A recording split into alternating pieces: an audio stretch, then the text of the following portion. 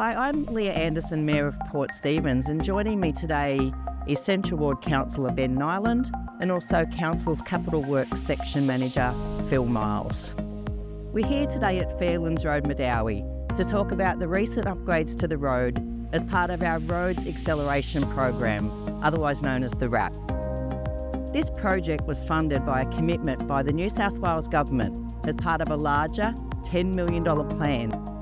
The upgrades included a full-width reconstruction of 1.2 kilometres of the road from Lisadell Road to Ferodale Road.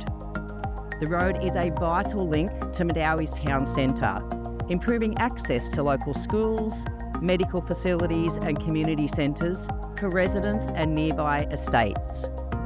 For years, the state of Fairlands Road has been a top concern for our community. This wasn't just about a quick fix, it was a full road reconstruction to significantly improve safety and reduce the constant need for maintenance.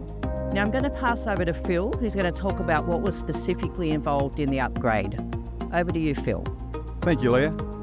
We carried out a full reconstruction of the pavement, which included strengthening the foundation to create a much more durable road surface, and we also did some key stormwater drainage replacement and improvements.